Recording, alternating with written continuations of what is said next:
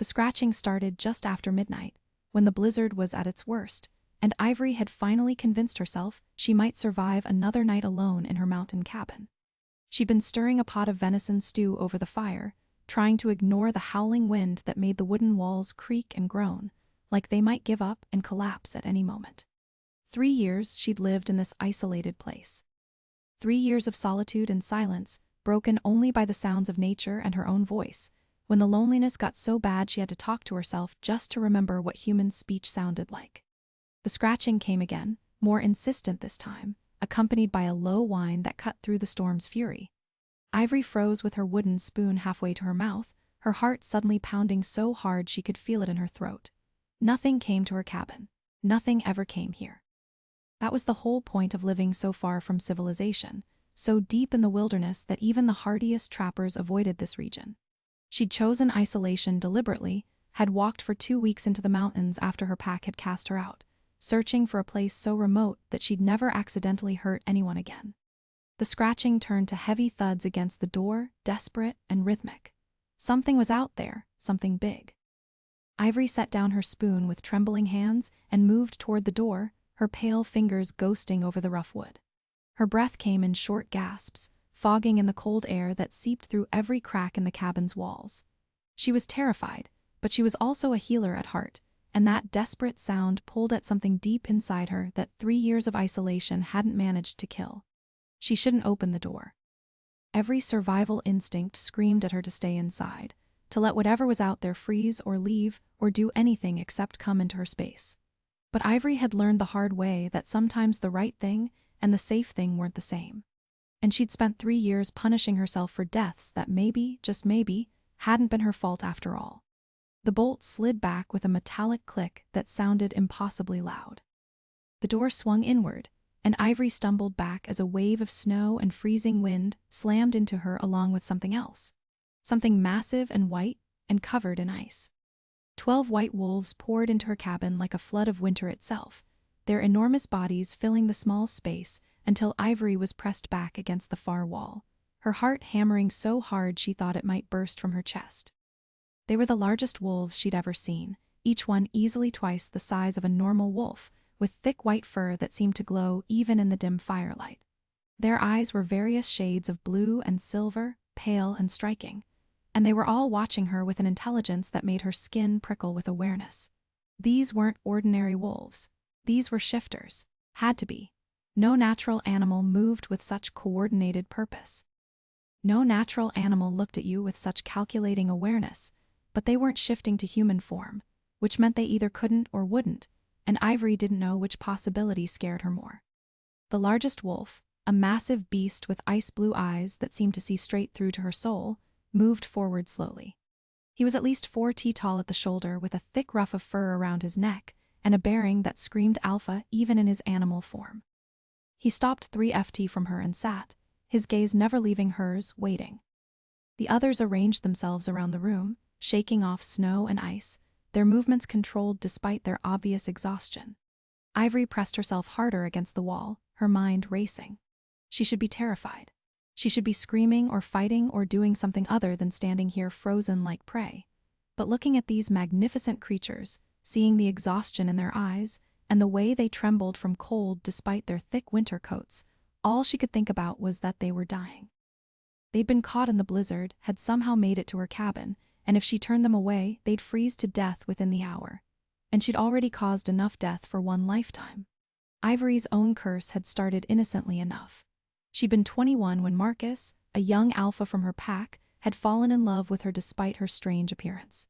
She'd been born different, that was clear from the moment she took her first breath.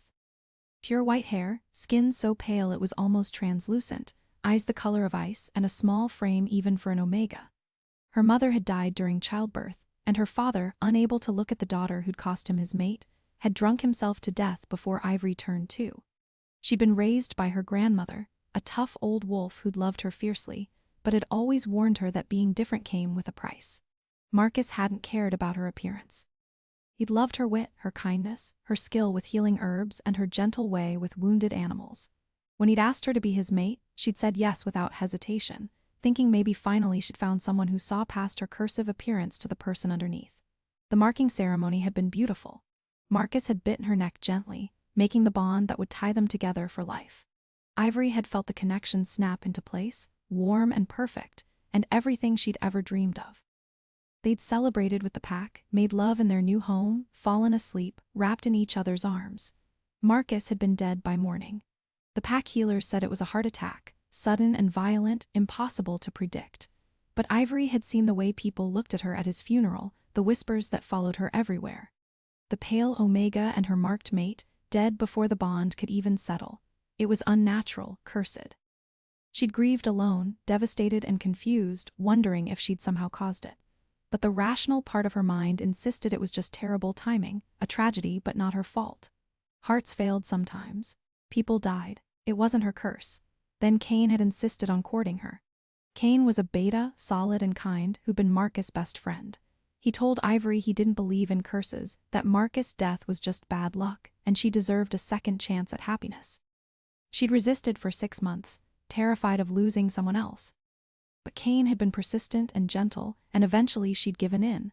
The marking ceremony was smaller this time, more private, just a few witnesses instead of the whole pack. Cain had marked her at sunset, and they'd spent the night in his cabin, Ivory trying to silence the voice in her head that kept whispering that this was a mistake. Cain had been dead by dawn. Heart attack, the healers said again, 2 days after marking Ivory. That's when the pack had turned on her completely.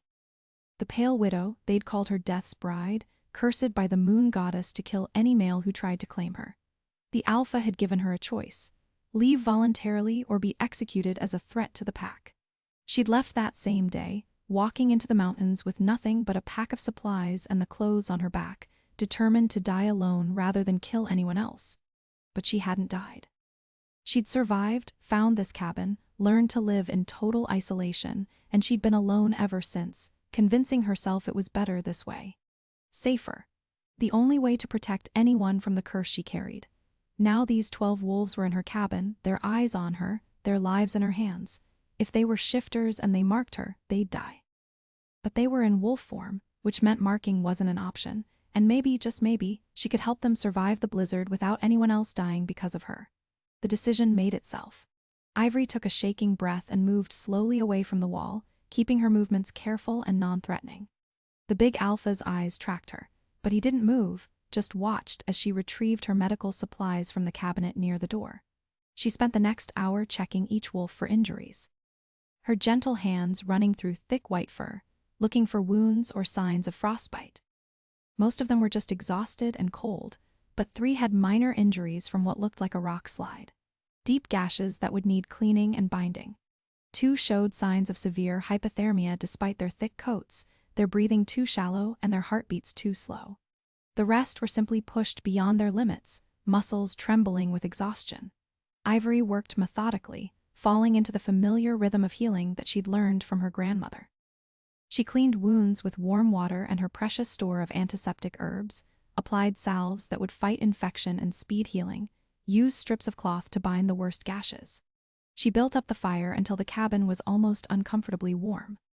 Knowing the wolves needed heat to recover, she fed them her entire pot of stew and most of her dried meat, watching them eat with the efficiency of trained soldiers who'd learned to take sustenance whenever it was offered. Through it all, the big Alpha never left her side. He followed her from wolf to wolf, watching her work with those intense ice blue eyes, and whenever she moved back toward the fire, he was right there, his massive body, a warm presence just behind her. The other wolves seemed to take their cues from him, relaxing as he relaxed, accepting her touch because he deemed her safe.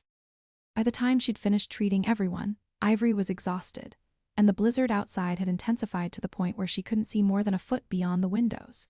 Snow was piling up against the cabin walls, the wind screaming like something alive and angry. They'd be trapped here for days at least, maybe a week if the storm kept up. She looked at the 12 enormous wolves now sprawled around her small cabin, taking up every available inch of floor space, and felt a laugh bubble up in her throat. It came out half hysterical, tinged with exhaustion and the surreal absurdity of her situation. 3 years of isolation, and now her cabin was full of the biggest wolves she'd ever seen. All of them watching her with disturbingly intelligent eyes. The Alpha made a sound that was almost a chuckle, a huffing noise that made his whole body shake. Then he moved to the rug in front of the fire and laid down, his massive head resting on his paws. The others followed his lead, arranging themselves around the room in a loose pack formation. 2 of the smaller ones curled up together near the door. 3 others claimed the space beneath the window. The rest spread out in the remaining floor space, all of them settling in like they'd done this 1,000 times before. Ivory stood in the middle of her now crowded cabin, feeling more confused than scared. She should probably be terrified, should be wondering what would happen when they shifted back to human form. But looking at these magnificent creatures, seeing them relax and begin to drift toward sleep, all she felt was a strange sense of rightness, like something that had been missing had suddenly clicked into place. She was too tired to analyze it. She banked the fire, wrapped herself in her warmest blanket, and climbed into her small bed in the corner of the cabin. The big alpha immediately rose and padded over, settling himself on the floor right next to her bed. His massive body a warm barrier between her and the rest of the pack. Ivory reached down without thinking and buried her fingers in his thick fur, marveling at how soft it was despite looking so coarse. The wolf made a rumbling sound of contentment and pressed closer to her touch. Ivory fell asleep with her hands still tangled in white fur. Feeling safer than she had in 3 years, she woke to find the cabin warmer and the storm still raging outside.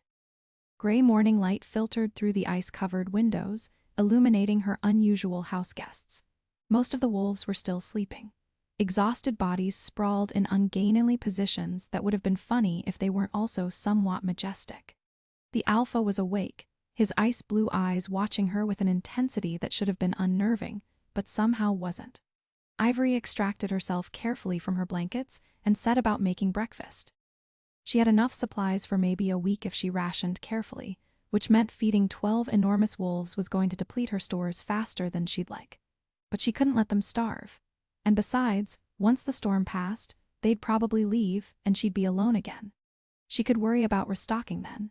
She made a massive pot of oatmeal mixed with dried berries and honey, using up most of her grain stores in one go. The wolves woke one by one as the smell of food filled the cabin, stretching and yawning and looking around with alert eyes.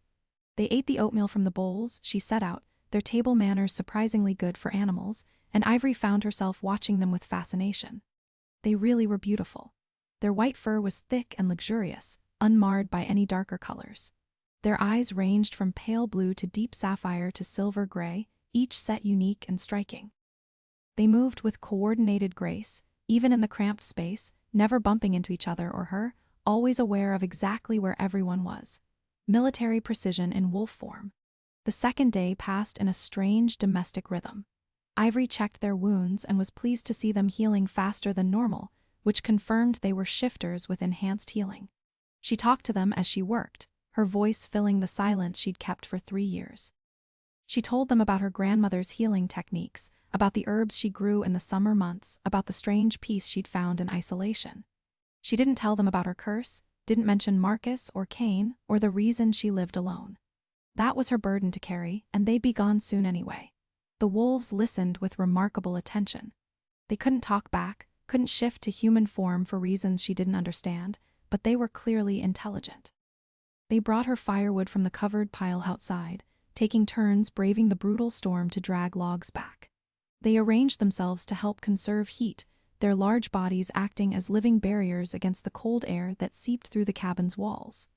The alpha stayed by her side constantly, his presence both protective and oddly comforting.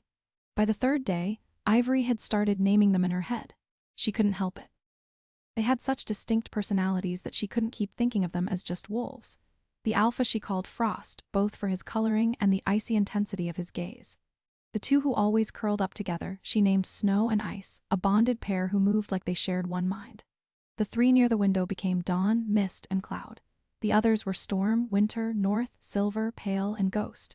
She knew it was dangerous to name them. Naming meant attachment, and attachment meant pain when they left. But she couldn't stop herself. For 3 days these wolves had been her only company, and despite the circumstances, despite the strangeness of it all, she'd felt less lonely than she had in years. On the 4th morning, Ivory woke to silence. The blizzard had passed, leaving behind a world buried in white. Brilliant sunshine streamed through the windows, making the snow outside sparkle like diamonds. It was beautiful and terrible because it meant her guests would be leaving. She sat up in bed and found the cabin empty except for Frost, who was sitting exactly where he'd been when she fell asleep, watching her with those unnervingly intelligent eyes. Her heart clenched. They were already gone, all of them except the alpha. And he'd probably leave too once he was sure she was all right. Ivory forced herself out of bed, wrapping her blanket around her shoulders against the lingering cold. She didn't look at Frost as she moved to the window, staring out at the pristine snowscape. The storm had dumped at least 4 ft of new snow, drifting higher in places where the wind had piled it against trees and rocks. It would take days to dig out, and her path to the nearest trading post was completely buried. She heard movement behind her and turned to find Frost had risen and was padding toward the door. This was it. He was leaving. She'd be alone again. Ivory forced herself to smile, to act like this was fine, like she hadn't spent 3 days pretending these wolves were her pack. But Frost didn't scratch at the door to be let out. Instead, he sat down facing it and made a low chuffing sound. Almost immediately, the door swung open and 12 men walked in. All of them completely naked and absolutely stunning. Ivory's blanket dropped from nerveless fingers. They were all tall, easily over 6 ft, with the kind of muscular builds that came from years of warrior training. Their hair ranged from platinum blonde to white blonde, and their eyes were the same striking shades she'd seen in wolf form. But it was the man in front who made her breath catch in her throat, who made her heart stutter and her wolf howl with recognition deep inside her mind. He was the most beautiful man she'd ever seen. Platinum blonde hair fell to his shoulders in thick waves. His face was all sharp angles and strong lines, with a jaw that looked carved from marble and lips that were somehow both hard and soft. His body was pure muscle, broad shoulders tapering to a narrow waist and long legs. And his eyes, those ice blue eyes, were fixed on her with an intensity that made her knees weak. He was also the alpha she'd been calling Frost, and he was currently kneeling naked in her doorway. The man spoke, his voice deep and rich with an accent she couldn't quite place. "My name is Kristoff, Alpha King of the Northern Crown Pack. These are my elite guard. You saved our lives when you could have left us to freeze.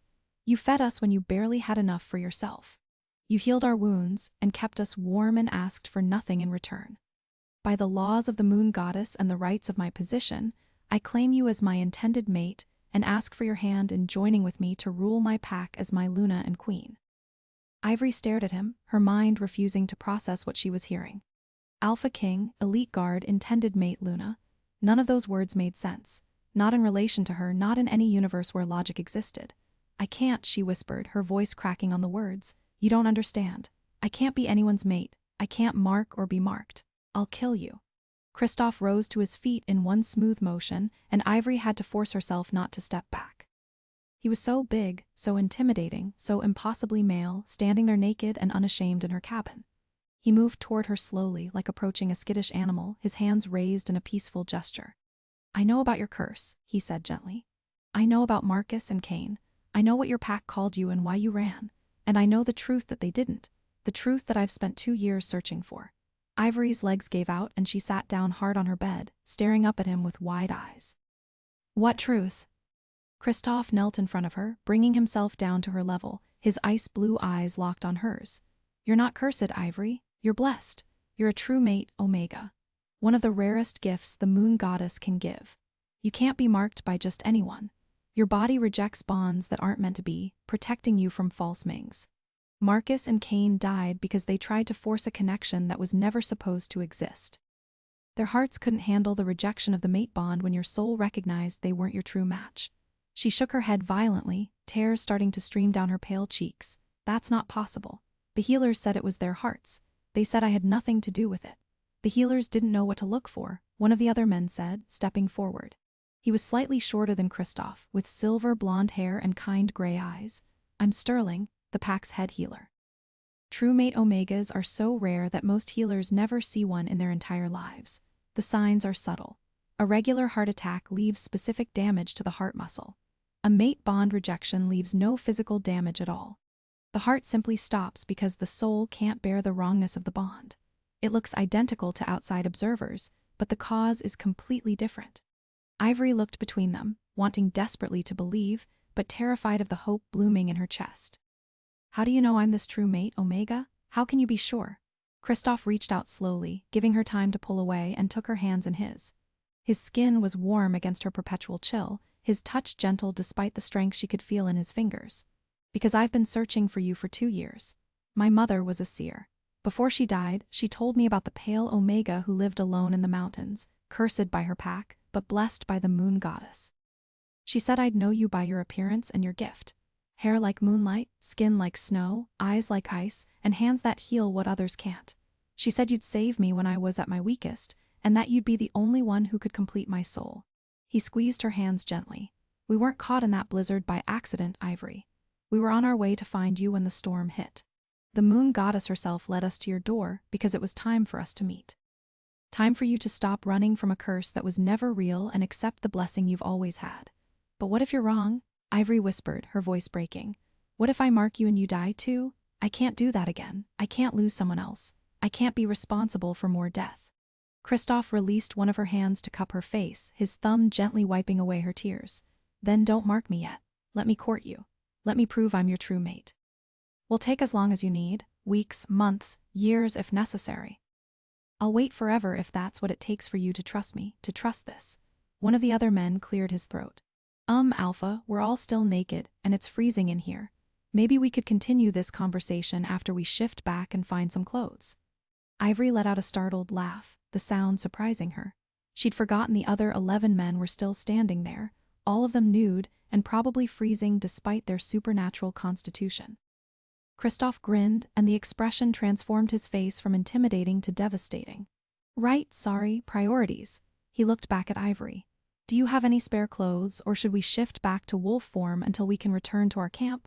"I have my grandmother's trunk," Ivory said, standing on shaky legs. "She was a large woman and kept my grandfather's clothes after he died. They might fit some of you." She dug through the old cedar trunk in the corner, pulling out wool pants and thick shirts, heavy socks and spare blankets. The elite guard dressed quickly, their movements efficient and coordinated. None of them seemed bothered by the casual nudity or the cramped quarters. They moved like they'd been working together for years, anticipating each other's needs and staying out of each other's way with practiced ease. Kristoff ended up in clothes that were slightly too small, the pants stopping above his ankles and the shirt straining across his broad shoulders. He looked ridiculous and unfairly attractive at the same time. Ivory found herself staring at him and had to force her eyes away. The next week passed in a strange sort of domesticity that Ivory had never experienced before. Kristoff and his elite guards stayed at her cabin, working to dig out from the blizzard and make sure the structure was sound. They hunted fresh meat to replenish her stores. They repaired the damage the storm had caused to her roof and walls. They chopped enough firewood to last her through the next 3 winters. And Kristoff courted her with a patience and gentleness that made her heart ache. He told her about his life as Alpha King, about inheriting the position at 23 when his parents were killed in a territorial dispute with a rival pack, about the pressure to find a Luna and produce heirs, about meeting Omega after Omega, who wanted the title but didn't want him, who were attracted to his power but not his person. He told her about his elite guard, Sterling, the healer, wise and kind. Asher and River, the bonded pair she'd named Snow and Ice, who'd been together since childhood. Finn, Marcus, Leo, Grant, Cole, Adrian, Blake, and Sage. Each one a skilled warrior with their own personality and history. They'd all been with him for years, some since before he became king. And they'd volunteered to help search for the pale Omega his mother had prophesied about. In return, Ivory told him about her life, about her mother dying in childbirth and her father drinking himself to death, about her grandmother raising her with fierce love despite the pack's suspicion of her appearance, about learning to heal because her grandmother insisted every Omega should have skills beyond breeding, about Marcus and Cain and the devastating guilt that had driven her into isolation. Kristoff listened to everything without judgment, his ice blue eyes soft with understanding. He never pushed her to talk about painful subjects, but he was always ready to listen when she needed to speak. He was patient in a way she'd never experienced, content to move at her pace, even though she knew claiming her as his Luna was important for his pack's stability. The elite guard treated her like she was already their Luna. They called her my lady and bowed slightly when she entered a room. They asked her opinion on pack matters and listened seriously to her answers. They brought her small gifts from their hunting trips, unusual stones, interesting feathers, a perfect pine cone. They were establishing pack bonds with her, making her feel like she belonged. And it was working. Ivory found herself falling in love with all of them. Not romantically, but as Pack, she learned their personalities, their quirks, their histories. Asher was quiet, but had a dry sense of humor that made her laugh. River was playful and often challenged the others to wrestling matches in the snow. Sterling liked to discuss healing techniques and was fascinated by her grandmother's herbal knowledge. Finn was the best cook and often took over her kitchen to make elaborate meals. But it was Kristoff who owned her heart. She fell in love with him slowly, piece by piece, moment by moment. The way he played in the snow with his guard, laughing like a child.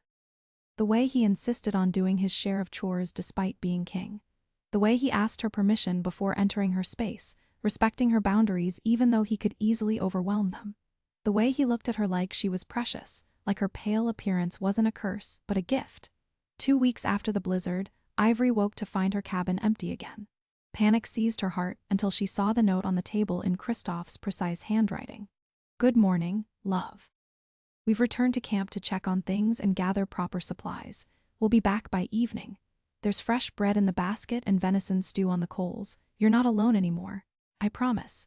Kay Ivory clutched the note to her chest and cried, overwhelmed by emotions she couldn't name. She wasn't alone. For the first time in 3 years, she wasn't alone. They returned at sunset as promised, carrying packs full of supplies and wearing huge grins. Kristoff swept her into his arms and spun her around, his laughter warm against her ear. Did you miss us? Maybe a little, Ivory admitted, trying to sound casual and failing completely. She'd missed them desperately, even for just one day. The cabin had felt empty and cold without their presence. That night, Kristoff asked if he could sleep in her bed instead of on the floor in wolf form. Just sleep, he promised. I won't push for anything you're not ready for, but I want to hold you. I want to fall asleep with you in my arms and wake up with you beside me. Will you let me? Ivory knew it was dangerous. Knew she was getting too attached, too hopeful, too willing to believe this might actually work, but she was tired of being scared. Tired of running from the possibility of happiness because of fear.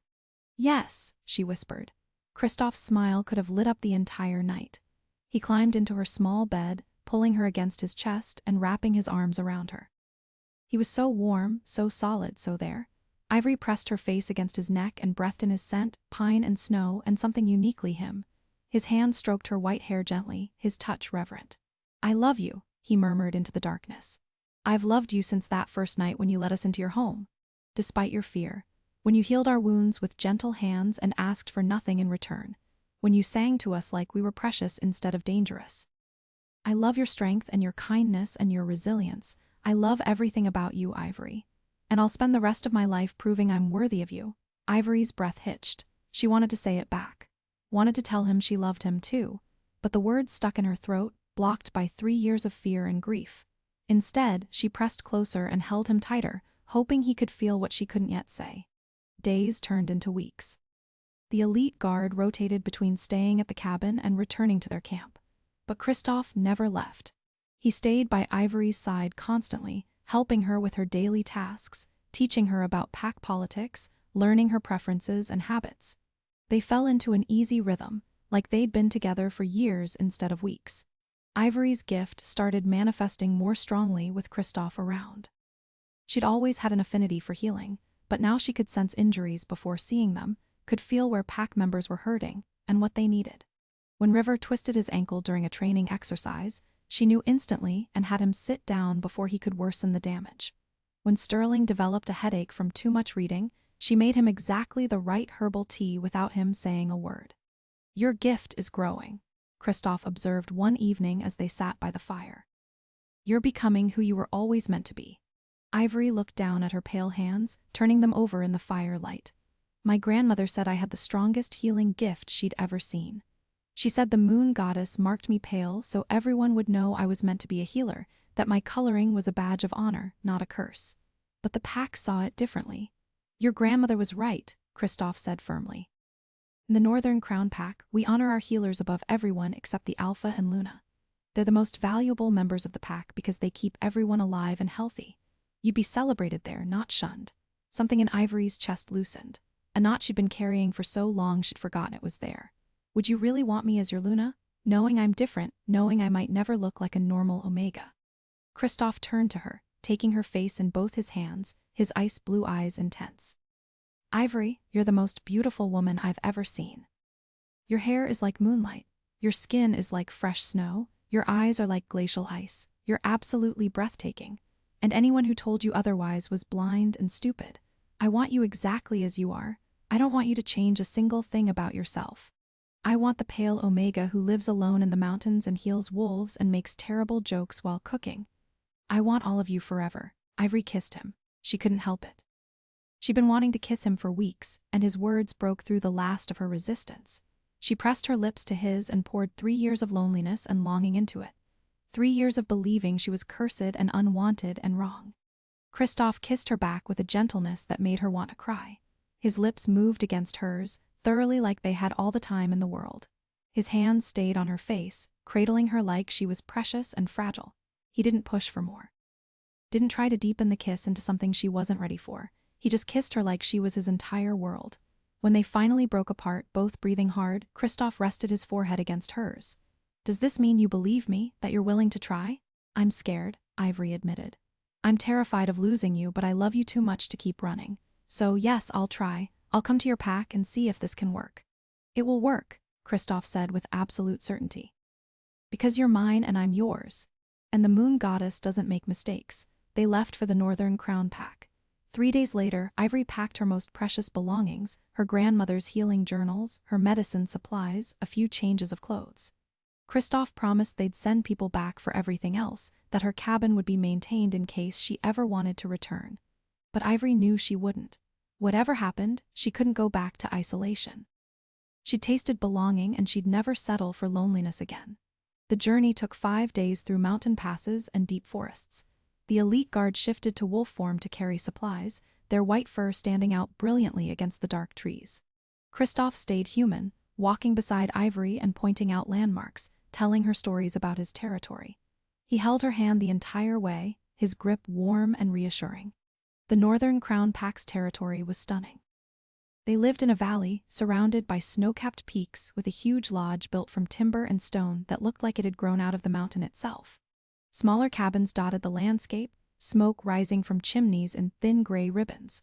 Wolves in both human and animal form moved through the settlement, all of them stopping to stare as their alpha king returned with a stranger. Ivory's hand tightened on Kristoff's arm as they entered the main lodge. Hundreds of eyes watched her, curious and assessing. She saw shock register on faces as they took in her appearance, saw whispers start immediately. She wanted to run, wanted to hide, wanted to be anywhere but here where everyone could see how different she was. But Kristoff pulled her closer, his arms solid around her waist. Northern Crown Pack, he called out, his voice carrying through the entire lodge. This is Ivory, the pale Omega of prophecy. She saved my life and the lives of my elite guard during the blizzard. She's been chosen by the moon goddess to be my Luna and your queen. Anyone who disrespects her disrespects me. Anyone who harms her signs their own death warrant. She is under my protection and my claim, and she will be treated with the honor due her position. Silence followed his declaration, thick and tense. Then an elderly woman with silver hair stepped forward, her eyes kind despite her age. About time you found her, boy.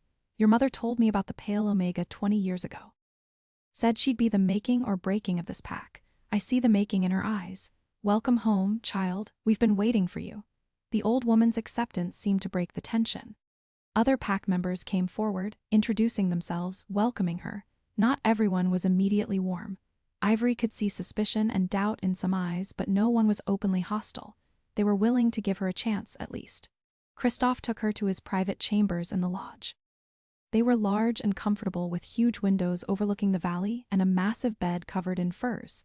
This is yours now, too, he said. If you want separate rooms, I'll have one prepared. If you want to share, I'd be honored.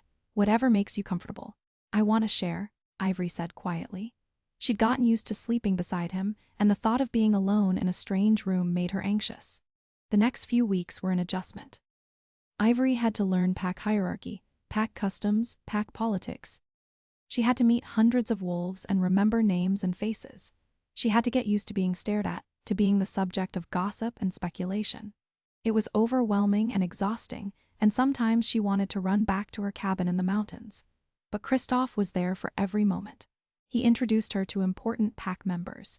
He explained traditions and helped her navigate complex social situations. He defended her when anyone questioned her worthiness. He loved her publicly and privately, making sure everyone knew she was precious to him. And slowly, the pack began to accept her. They saw how she healed their children's scrapes with gentle hands. They saw how she consulted with Sterling to improve their medical practices. They saw how she treated everyone with kindness regardless of their rank. They saw how their alpha king looked at her like she hung the moon, and how she looked at him with equal devotion. The elderly woman, whose name was Sage, became Ivory's unofficial grandmother. She taught Ivory about pack history and politics, about the Northern Crown's traditions and values. She told Ivory stories about Kristoff's mother and the prophecy that had guided his search. His mother saw you in a vision when Kristoff was born, Sage explained one afternoon as they worked together in the healing lodge. She saw a pale Omega who would save her son when he needed it most, who would heal the wounds in his heart that leadership had caused. She knew he'd have to wait years to find you, knew he'd have to be patient, but she also knew you'd be worth the wait. Ivory's eyes filled with tears. I just wish I could thank her. Wish I could tell her I'll take care of him. She knows, child. The moon goddess tells her wherever she is now, and she's grateful her son found someone who loves him for who he is, not what he is. 3 months after arriving at the Northern Crown Pack, Ivory finally felt like she belonged. She had friends, responsibilities, a purpose beyond just survival. She ran the healing lodge with Sterling, training young healers and maintaining medicine stores. She advised Kristoff on Omega-related issues and helped mediate disputes. She was becoming a true Luna even without being officially marked. But the fear still lived inside her. Every time Kristoff looked at her with heat in his eyes, every time his hands lingered on her skin, every time they kissed until they were both breathless, she felt the terror rise up. What if she was wrong? What if he wasn't her true mate? What if she marked him and he died like the others? Kristoff never pushed. He seemed content to wait forever if that's what she needed. But Ivory could see the strain it caused him, the way other pack members questioned why he hadn't completed the bond. An unmarked Luna had less authority, less respect. She was holding him back by refusing to take the final step. It was Sage who finally made her see reason. Child, the old woman said one evening as they sat together watching the sunset. You're letting fear control your life again. You ran to the mountains because you were afraid of killing someone else. Now you're refusing to complete your bond because you're afraid of the same thing. But fear isn't living. Fear is just another kind of death. But what if I'm wrong? Ivory whispered. What if he dies? And what if he doesn't? Sage countered. What if you waste years being afraid of something that will never happen? What if you deny yourself and him the happiness you both deserve because you can't trust the moon goddess's plan? That boy loves you more than his own life. He'd rather die trying to be your mate than live without you. Are you really going to make that choice for him? Ivory thought about it for 3 days. She watched Kristoff lead his pack with strength and wisdom. She saw how he treated everyone with fairness and compassion. She felt how he loved her, patient and constant and unwavering. She remembered how he'd waited weeks before even kissing her, how he'd courted her with gentleness and respect. He was nothing like Marcus or Cain. They'd been good men, but they'd been wrong for her. They'd wanted her despite her curse, had tried to overcome it through sheer determination. But Kristoff didn't see a curse to overcome. He saw a blessing to honor. He understood her gift because his mother had prophesied it. He valued her healing abilities because his pack needed them. He loved her appearance because it marked her as special, chosen, meant for greatness. He was her true mate. She knew it in her bones, in her soul, in the very core of her being. The moon goddess had led 12 white wolves to her door during a blizzard so she could save them. So she could save him, so they could save each other. On the night of the full moon, Ivory went to Kristoff in their chambers, wearing nothing but a silk robe. He looked up from the papers he'd been reviewing, and his eyes darkened with heat when he saw her. Ivory, he breathed, setting aside his work and standing slowly. What are you doing? I'm ready, she said, her voice steady despite her racing heart. I'm ready to complete the bond. I'm ready to be your Luna in every way. I'm ready to stop being afraid and start living. Kristoff crossed the room in 3 long strides, pulling her into his arms and kissing her with all the passion he'd been holding back for months. His hands shook as they untied her robe, his touch reverent and desperate. Are you sure? We can wait longer if you need to. I'm sure, Ivory said firmly. I love you, Kristoff. I want to be yours completely. I want everyone to know I'm your mate and your Luna and your queen. I want the bond that will tie our souls together forever. I'm not afraid anymore. They made love slowly, thoroughly, with a tenderness that made Ivory cry. Kristoff worshipped every inch of her pale skin, murmuring how beautiful she was, how perfect, how precious. When he finally entered her, it felt like coming home. Like finding something she hadn't known she was missing, like two halves of a soul finally reuniting. When the moment came to mark her, Kristoff paused, his teeth against her neck, giving her one last chance to stop this. But Ivory tilted her head to give him better access and whispered, "I trust you, I trust us. I trust the moon goddess, mark me." His teeth sank into her neck and Ivory felt the bond snap into place. It was nothing like what she'd experienced with Marcus or Cain. This wasn't forcing a connection that didn't want to exist. This was two souls recognizing each other, welcoming each other, completing each other. It was warm and right and perfect. And Kristoff didn't die. They lay together afterward, Ivory's head on his chest, listening to his strong, steady heartbeat. He was alive, he was healthy. He was hers and she was his, and the curse was finally truly broken. "I told you," Kristoff murmured, his hand stroking her white hair. "The moon goddess doesn't make mistakes. You were always meant to be mine and I was always meant to be yours. Nothing could change that. Not curses, not fear, not 3 years of isolation. Our destiny was written in the stars before we were even born." Ivory kissed his chest right over his heart, feeling it beat strong and steady beneath her lips. "Thank you for finding me. Thank you for being patient. Thank you for loving me even when I couldn't love myself. Always," Kristoff promised, "for the rest of our lives and whatever comes after. You're mine, Ivory, my mate, my Luna, my queen, my everything." The marking ceremony was held under the full moon. 3 days later, the entire Northern Crown Pack gathered to witness their Alpha King officially claim his Luna. Ivory wore a dress made of white fur and silk that seemed to glow in the moonlight. Her platinum hair adorned with winter flowers. The elite guards stood as honor guards, all of them healthy and whole, their white formal uniforms making them look like winter warriors from legend. When Kristoff marked her again in front of witnesses, completing the public bond, the pack howled in celebration. The sound echoed through the valley, through the mountains, through the entire territory. A song of joy and belonging and new beginnings that Ivory felt in her very soul. Years later, when young Omegas came to Luna Ivory, feeling cursed or different or unwanted, she'd smile and tell them her story about living alone for 3 years in a mountain cabin. About 12 white wolves scratching at her door during a blizzard. About choosing to help them despite her fear. About falling in love with an alpha king who saw her blessing instead of her curse. "I thought I was cursed," she'd tell them, taking their hands and looking into their eyes. "I thought my appearance and my gift made me dangerous. I thought I was meant to die alone to protect everyone else. But the moon goddess had different plans. She marked me pale so my true mate would recognize me. She gave me healing gifts so I could save his life. She led him to my door when I'd given up hope. Everything I thought was a curse was actually a blessing I hadn't learned to see yet." She'd introduced them to Kristoff, still tall and strong, and looking at her with the same love he'd shown that first morning after the blizzard. Sometimes the right person doesn't come when you're ready for them. Sometimes they come when you need them most. When you've given up. When you're sure you're meant to be alone. That's when the moon goddess shows you that you were never cursed. You were just waiting for someone brave enough to see your blessing. And those young Omegas would leave her presence standing taller, believing a little more firmly that their differences weren't weaknesses, but strengths waiting to be discovered. That isolation was temporary. That somewhere out there 12 white wolves might scratch at their door during a blizzard and their entire life would change. If you enjoyed this story, please subscribe to the channel for more werewolf romance tales featuring powerful alphas, special Omegas, and unexpected bonds. Hit the notification bell so you never miss an upload. Leave a comment below telling me what you thought of Ivory and Kristoff's story and what kind of werewolf romance you'd like to see next. Your support means everything and helps me create more content like this.